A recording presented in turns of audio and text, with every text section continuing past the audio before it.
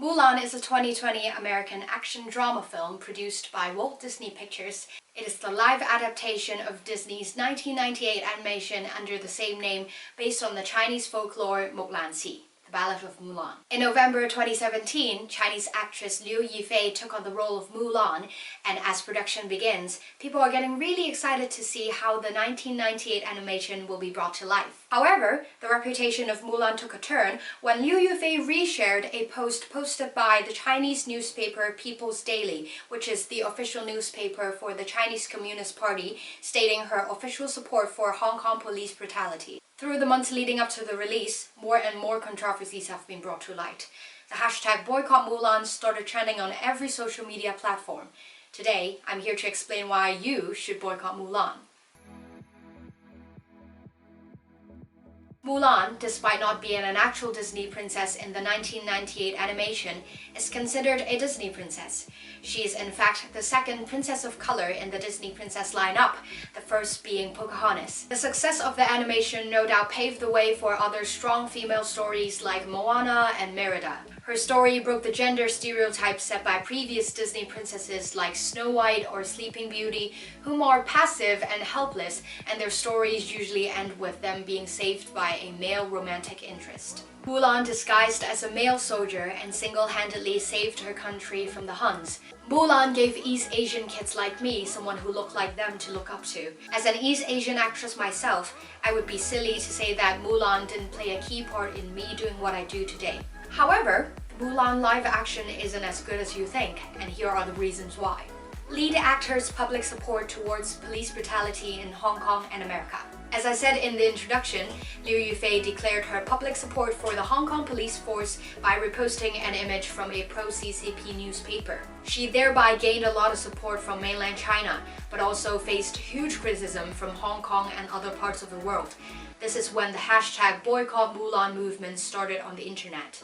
Liu Yifei, despite having born in China, is actually currently an American citizen with her permanent right to stay in America. She benefits from being a citizen in a democratic country, which means she has the right to vote, she enjoys free speech, etc., which is exactly what a citizen in mainland China or Hong Kong can't do. Her flaunting her democratic rights while pointing her fingers at pro-democratic protesters in Hong Kong shows how little she checks her privilege. On the other hand, Doa Moa, who played Po in Mulan, publicly declared his support for To Thao, who was one of the police officers responsible for the murder of George Floyd. Doa also constantly tweeted about harassing Hmong women as a Hmong man himself. The film was shot at a location of a genocide. Mulan was filmed in both New Zealand and Xinjiang. As we all know, the CCP has been setting up concentration camps and implementing different measures in order to erase the Uyghur culture and population.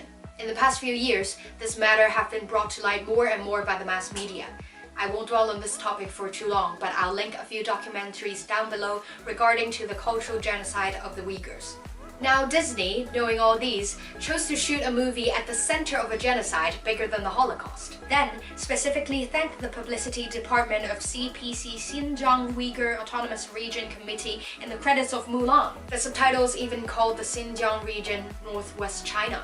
It is historically inaccurate then, it is historically inaccurate now. Mulan is based on the Ballad of Fa Mulan, an ancient piece of text written in Lan Baxiu, the southern and northern dynasties of China. Though the actual time of when Fa Mulan was born remains unknown, the location of where Fa Mulan joins the Chinese army traces back to the north of China. In the trailer of Mulan, the type of building Mulan lives in is called Toulao, which is a building specifically built by the Hokkiens. The Hokkiens came from Fukien, a place located at the south of mainland China. The specificity of the buildings and the northern Chinese heritage of Mulan should be mutually exclusive, but apparently the extensive research of the creative team never got that deep. A few more honorable mentions of historical inaccuracies include the costumes of the female characters are high-waisted dresses, which are closer to hanbok, a traditional Korean attire, not a traditional Chinese attire.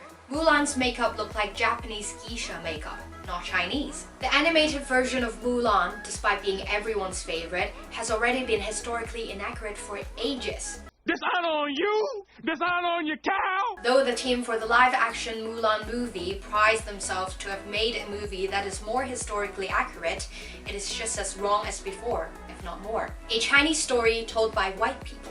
Despite having an all-Asian cast, the creative team of the live-action Mulan movie is completely white. Yes, you heard me, completely white. In numerous interviews, the creative team proudly explains how much intense research went into making this movie. But is intense research enough to make white people understand the heritage of ancient Chinese? What about most ancient information that wasn't translated to English? What the Mulan live-action movie is doing is erasing the East Asian narrative and silencing Asian creatives. The lack of Asian talent in the creative team led to obvious problems in the plot, set, and props, etc. For example, though the army used Chinese swords, they were handling the Chinese swords as if they were Western ones. When defending the enemies, the Chinese army took the Spartan formation from ancient Greece. The armor Mulan was wearing has a Japanese samurai design. The addition of the witch didn't help either, since there is no such concept as witchcraft in Chinese culture. All these inaccuracies and careless mistakes stem from the fact that Hollywood views Asia as one big mysterious place from the East, thinking that Mulan can be a mix and match of all the different cultures in Asia and even infused with Western cultures like witchcraft or Greek formations. The white gaze is blatantly obvious in the movie, and it's laughable that the creative team researched through their white and privileged eyes and thinks it's good enough to fool their potential audience. Mulan takes pride in bringing Chinese stories and the so-called diversity into Hollywood. But do we really need another Asian story written by white people? Or have we had enough of that as long as Hollywood has existed? I completely understand the worry that if we boycott Mulan now, Hollywood will never make an Asian-led movie again. However, for years, Asians and Asian actors have been fighting for Asian representation in mainstream media, which has let Asians write and direct Asian stories told by Asians. We shouldn't let the name of Asian representation be tarnished by police brutality supporters and historical inaccuracies. We've come too far to let Hollywood think that watering down and mixing up our cultures is good enough for Asian representation. I believe a change is happening. There are so many Asian writers, directors, actors, and creatives that can take over Hollywood by storm. There are Asian folks who can tell stories with great integrity and passion. There are other Asian works worth supporting, just not Mulan. Here are the reasons why you should boycott Mulan. If you believe in humanity and freedom, please join me in this movement and keep an eye on the latest situation in Hong Kong and Uyghur. Read the news, watch a documentary, talk to someone. Let's educate ourselves and make sure no one's left behind.